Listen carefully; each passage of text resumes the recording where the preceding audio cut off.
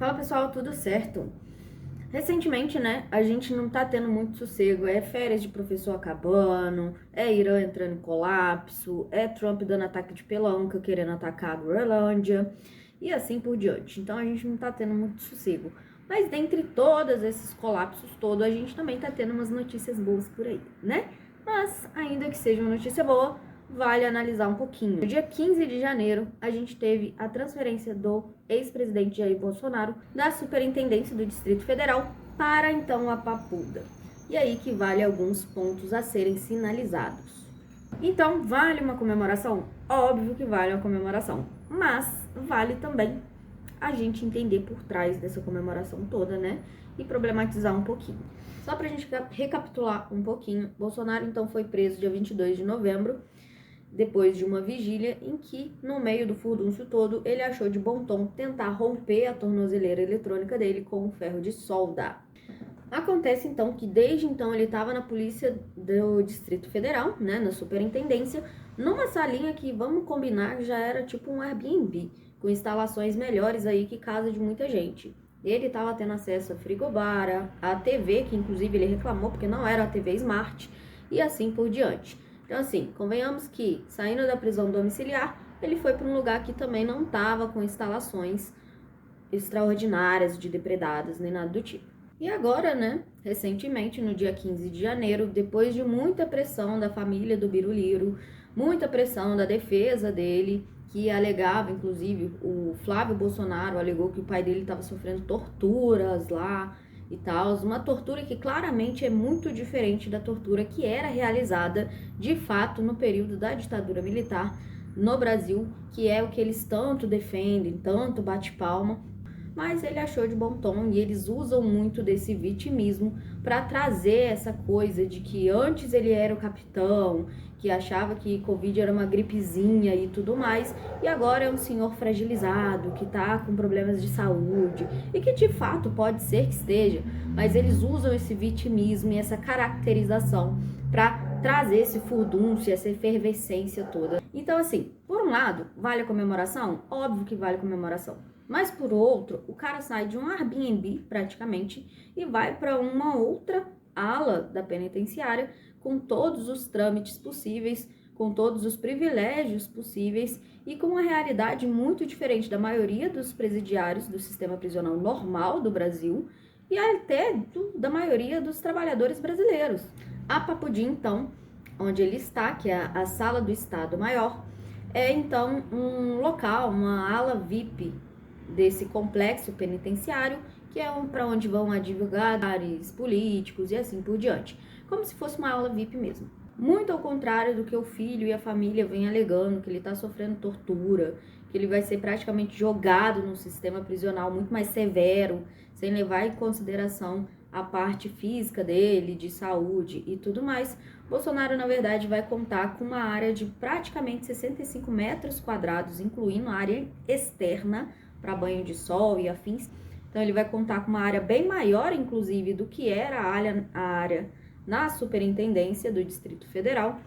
Vai contar com lavanderia, TV, frigobar e atendimento médico 24 horas disponível para ele. Então, assim, vale a comemoração da oposição em vista dessa prisão dele, dessa ida dele para Papuda? Lógico que vale, porque o cara se achou o dono do mundo, esbravejou e falou aos quatro cantos que nada ia acontecer, estava desdenhando tanto de que ele seria preso, e ele foi condenado, foi preso, foi para Papuda, ainda que para Papudinha. É o primeiro, né, presidente que a gente tem condenado e preso por golpe de Estado, além de que desde 64, com a ditadura militar do Brasil, a gente teve a anistia dos militares.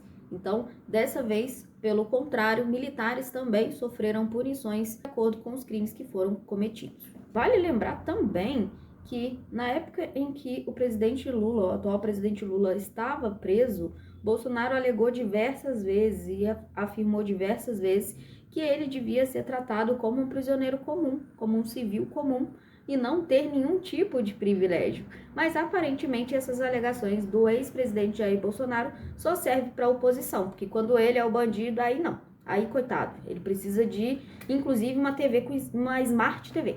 A questão maior que vale ser analisada não é questionar que ele tem acesso a esses privilégios, mas questionar por que ele, dentre todos os seus crimes cometidos, tenha esses privilégios e o restante da galera que está encarcerada, que em sua grande maioria, inclusive, sequer passou por um julgamento ainda, não tem acesso a sequer uma estadia saudável, digna. E aí vão vir os rasgadores de chinelo, que tá defendendo um bandido, que não sei o que, e blá blá blá. E não é isso, é defender um tratamento humanitário, um tratamento digno para essas pessoas, né? Para as pessoas no geral, inclusive para o estrume do Bolsonaro, que não é querer mal dele ou nada do tipo, mas que ou que ele seja torturado aos moldes de 64. Óbvio que não, mas entender que esses privilégios aos quais ele usufrui e ainda reclama não chega nem perto da realidade do sistema prisional do Brasil no geral. Não só do sistema prisional do Brasil, né, gente? Se a gente jogar para a realidade de boa parte dos trabalhadores brasileiros, a realidade em que ele está sendo, tá vivendo, sendo um presidiário, já é muito mais do que pessoas vivem. Vale lembrar que de todos os crimes aos quais Bolsonaro foi acusado e o crime de golpe de Estado ao qual ele foi condenado, nenhum deles entrou a parte humanitária dos crimes humanitários cometidos durante a Covid-19 e as 700 mil mortes que ocorreram. Ele não responde por nada disso. Um negacionismo absurdo que prejudicou o nosso acesso às vacinas, né? Rendeu esse número extraordinário de mortes. E aí agora, ele condenado por um golpe, por uma tentativa de golpe de Estado, depreciação de patrimônio nacional e aquele furdúncio todo que fez no 8 de janeiro, o cara vai ficar numa salinha com ar-condicionado frigobar. Na época da primeira prisão do Bolsonaro, em 22 de novembro, a mídia externa já caiu matando. Recentemente, né, nos últimos tempos, Bolsonaro, já há bem tempo, Bolsonaro não é tão bem visto pela mídia externa, inclusive por conta desses crimes humanitários que eu comentei sobre Covid e etc, etc. Então a mídia falou muito sobre isso. Agora que ele foi para Papuda também rolou muito meme, adoidado na internet, né? Porque, como falei, ele desdenhou muito da possibilidade de ser preso e tudo mais. E aí que no meio desse furdunço todo, dessa alegria, desses memes, às vezes a gente acaba esquecendo os pormenores e passando batido todo esse trâmite que acontece por trás, todos esses detalhes, por assim dizer. E assim, não dá para negar que em termos históricos é um momento extraordinário para o Brasil. É a primeira vez que a gente está tendo um ex-presidente preso por tentativa de golpe de Estado e não só isso, temos militares presos também. Desde 64, que é o período de ditadura que eles tanto enaltecem, que principalmente direita e extrema-direita gosta tanto de ficar pedindo por ela novamente, a gente teve a anistia da galera dos militares, mesmo que fossem torturadores, como o Ustra, que ele prestou homenagem durante o impeachment da ex-presidenta Dilma Rousseff.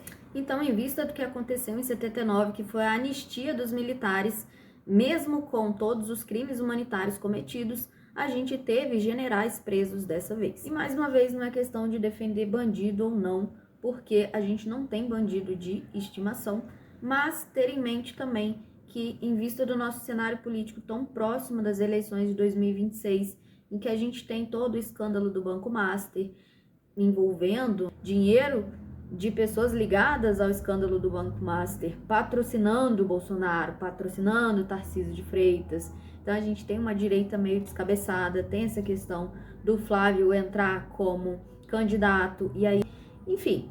E para finalizar, e não menos importante, a gente teve recentemente a cortina de fumaça que Nicolas Ferreira fez, ao passo de que começaram a surgir o nome dele dentro do escândalo do INSS e do Banco Master. Então, na hora que começou a pipocar, a merda caiu no ventilador e começou a querer espirrar pro lado dele, rapidinho ele botou todo mundo para fazer um cardio. Vou caminhar de Minas até Brasília porque não tem nada para eu fazer, entendeu? Estado de Minas tá tudo ótimo, não tem nenhum problema, não preciso trabalhar. Ganho 40 mil reais para poder caminhar. Toda brincadeira à parte, zoeira à parte, essa caminhada do Nicolas, ela nos mostra, né, nos aponta duas questões que, ao meu ver, são principais. Primeiro, é a questão do envolvimento, ou suposto envolvimento das igrejas, né, do Banco Master, que vem da galera do Valadão, Então a gente tem pessoas de grande porte, por assim dizer, uma série de pastores envolvidos e a Igreja Lagoinha, que é a igreja onde o Nicolas Ferreira frequenta, Flávio Bolsonaro frequenta e a qual essa galera toda, essa corja toda patrocina, coloca dinheiro na campanha do Tarcísio e também patrocinou a campanha do Jair Bolsonaro. E aí isso levanta 2 pontos. A campanha recebeu dinheiro possivelmente ilegal, possivelmente criminoso. E não só isso, eu falei 2 pontos, mas é até mais um pouquinho, né? Porque se a gente pegar a galera toda que tá nessa caminhada, a gente analisa 2 outros pontos. É que a caminhada realmente juntou uma galera, talvez nem o Nicolas Ferreira esperava isso tudo, né? Acho que ele jogou aí no ar, vou caminhar de Minas Gerais até Brasília, e achou que ninguém ia prestar atenção, ele ia entrar dentro de um carrinho e meteu o pé. Mas realmente juntou uma gadaiada arrumada, a galera foi e brotou helicóptero, botou caminhão, brotou uma galera de fato, inclusive um bando de parlamentares que já foram acusados, que já foram condenados por uma série de crimes. Então, isso demonstra tanto os crimes da própria direita, quem são essas pessoas da direita e esses parlamentares. Então, assim, para todos os efeitos, vale a comemoração, óbvio que vale. A gente está ainda muito cedo, estamos finalizando janeiro, então ainda tem muita água para rolar. Não temos, a princípio, outro candidato que tenha expressão por parte da esquerda. Ainda que Lula seja o nome principal, ainda é uma esquerda muito liberal e, ao meu ver, vai acontecer o que acontece sempre em toda eleição. Agora vai puxar para uma esquerda mais raiz, vai voltar para o programa social, vai trazer uma parte esquerda que vai fugir dessa esquerda, vai fugir um pouco dessa esquerda liberal que a gente tem visto até então durante esses anos de governo, de muita privatização e tal. Então vai voltar um pouco para as raízes da esquerda de fato, mas até então é o nome que a gente tem. A esquerda radical não apresentou até então nenhum nome. Acho muito provável que vá apresentar, porque a esquerda radical tem os seus limites e os seus problemas. Então acho que sequer vamos ter um candidato raiz mesmo. Mas Lula segue sendo o principal expoente da esquerda, eu acredito que vai continuar a ser. Mas então a gente não pode negar o fato de que o bolsonarismo segue sendo muito forte e que nessa eleição de 2026, pelo menos vai ter aí mais uns 10 candidatos que, se não for de direita estritamente, por assim dizer, vai ser de centro, que nada mais é do que uma direita disfarçada.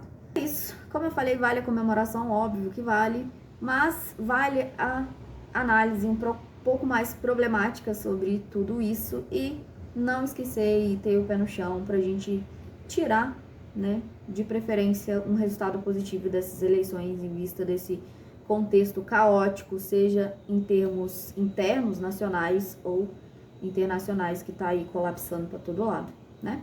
Espero que vocês tenham gostado dessa análise e a gente se vê na próxima.